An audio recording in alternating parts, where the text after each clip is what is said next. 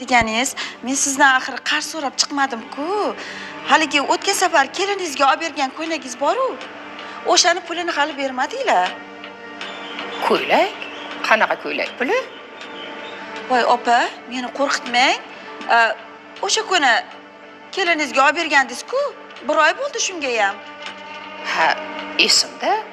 Uni pulini 2-3 kundan keyin kelinimdan chiqarib yubordim-ku. Keliningiz menga pul olib chiqib bermadi. Voy Muxlisaxon, aniq esimda o'zimmi?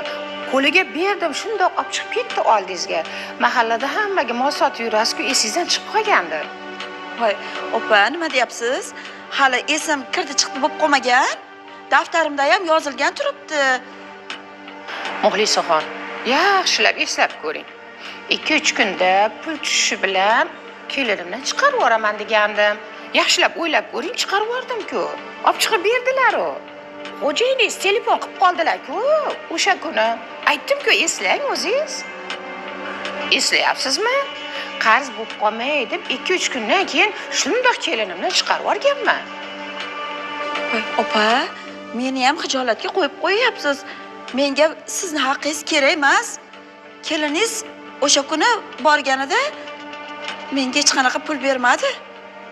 Qaynonamga bir piyola qatiq so'rab chiqdim deb kelgan edi.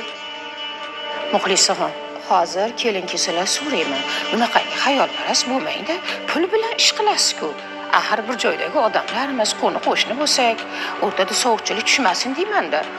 Yaxshilab o'ylab ko'ring. Hozir kelsalar so'rayman, xo'pmi? Voy opa, endi meni ham jahlimni chiqaryapsiz. Muxlisaxon, men ko'p xotin bo'lsam, sizni aldaymanmi? Sizni pulingiz